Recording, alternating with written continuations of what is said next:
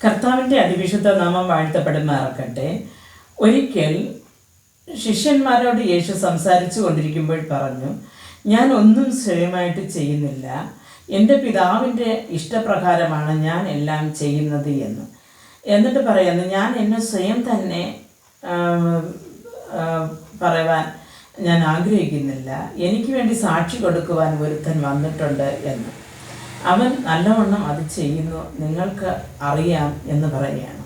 അപ്പോൾ അത് സ്നാപക യോഹന്നാനെയാണ് പറയുന്നത്. അപ്പോൾ ഈ സ്നാപക യോഹന്നാൻ യേശുക്രിസ്തു ജനിക്കുന്നതിന് 6 മാസത്തിന് മുമ്പ് യേശുക്രിസ്തുവിന് വഴിയൊരുക്കുവാനായിട്ട് ഈ ഭൂമിയിൽ കർത്താവ് ജനിപ്പിച്ച ഒരു മനുഷ്യനായിരുന്നു. യോഹന്നാനെ കുറിച്ച് യേശുക്രിസ്തു പറയുമ്പോൾ ഇങ്ങനെ പറയാണ്.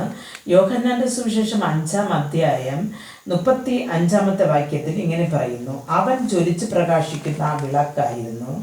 നിങ്ങൾ അല്പസമയത്തേക്ക് അവൻ്റെ വെളിച്ചത്തിൽ പ്രകാശിപ്പാൻ ഇച്ഛിച്ചു എന്ന് കാണുന്നു. എൻ്റെ പ്രിയ ദൈവമക്കളെ, അപ്പോൾ അല്പസമയത്തേക്ക് നിങ്ങളും ഇച്ഛിച്ചു എന്ന് പറഞ്ഞാൽ ഒരുപാട് പേര് നമുക്കറിയാം സ്നാപക യോഹന്നാൻ്റെ പ്രസംഗം കേൾപ്പാൻ ഓടിക്കൂടിയിരുന്നു. അപ്പോൾ അതുകൊണ്ടാണ് അത് പറഞ്ഞത്. പ്രിയ ദൈവമക്കളെ, യോഹന്നാൻ തനിക്ക് ഏൽപ്പിച്ച ആ ഒരു ദൗത്യം ശരിക്ക് ചെയ്തു. പക്ഷെ യേശുക്രിസ്തു നമ്മെക്കുറിച്ച് പറയുമ്പോൾ അവിടെ ജ്വലിച്ച് പ്രകാശിക്കുന്ന പ്രകാശം എന്ന്, അവൻ ജ്വലിച്ച് പ്രകാശിക്കുന്ന വിളക്കായിരുന്നു എന്ന് യേശു പറയുമ്പോൾ നമ്മെക്കുറിച്ച് യേശു എന്ത് പറഞ്ഞു എന്നാൽ, മത്തായി എഴുതിയ സുവിശേഷം 5-ാമത്തെ അധ്യായം 14-ാമത്തെ വാക്യത്തിൽ പറയുന്നു, നിങ്ങൾ ലോകത്തിൻ്റെ വെളിച്ചം ആകുന്നു എന്ന്.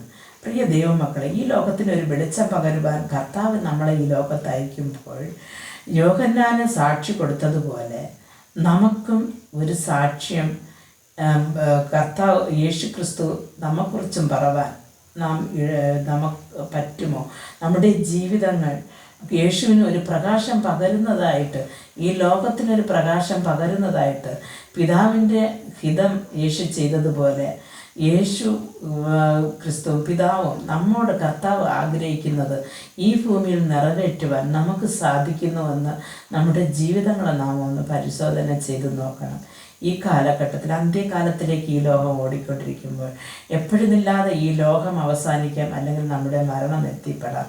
എൻ്റെ പ്രിയ ദൈവ പൈതലെ, നമുക്ക് ഇതുവരെ പ്രകാശിക്കുവാൻ കഴിഞ്ഞില്ല എങ്കിൽ ഇന്നു മുതൽ പ്രകാശിക്കാനുള്ള ഒരു കൃപ കർത്താവ് പറഞ്ഞതുപോലെ, നിങ്ങൾ ലോകത്തിൻ്റെ വെളിച്ചമാകുന്നു എന്ന് പറഞ്ഞതുപോലെ ലോകത്തിനൊരു വെളിച്ചമായിരിക്കാൻ കർത്താവ് നമുക്ക് ഓരോരുത്തർക്കും കൃപ നൽകട്ടെ എന്ന് പ്രാർത്ഥിക്കാം. ഞങ്ങൾ അതിവാത്സല്യമായി സ്നേഹിച്ച് വഴി നടത്തുന്ന ആ സ്വർഗ്ഗസ്ഥ പിതാവേ, ഈ ലോകത്തിൽ ഞങ്ങൾ ജീവിക്കുമ്പോൾ കർത്താവെ, ഞങ്ങളും കർത്താവ് ഒരു എരിഞ്ഞു പ്രകാശിക്കുന്ന ഒരു പ്രകാശം പോലെ കർത്താവെ, അടുത്തവർക്ക് കർത്താവ് ഒരു പ്രകാശം, ഒരു വെളിച്ചം പകരുന്ന ഒരു ജീവിതം നയിപ്പാൻ നീ ഞങ്ങൾക്ക് കൃപ നൽകണമെന്ന് പ്രാർത്ഥിക്കുന്നു. ഞങ്ങളുടെ ജീവിതത്തിൽ നിനക്ക് ഇഷ്ടമില്ലാതിരിക്കുന്ന എല്ലാ പ്രവൃത്തി ദോഷങ്ങളെയും മാറ്റി അങ്ങയുടെ കൃപ കൊണ്ട് ഞങ്ങൾ നിറച്ച് അങ്ങയുടെ ഒരു വരവിലേക്ക് ഞങ്ങൾ ഒരുക്കണമെന്ന് പ്രാർത്ഥിക്കുന്നു. യേശുക്രിസ്തുവിൻ്റെ നാമത്തിൽ പ്രാർത്ഥിക്കുമ്പോൾ പ്രാർത്ഥന കൃപയോട് കേട്ട് മറുപടി നൽകി തരണം നല്ല പിതാവേ. ആമേൻ.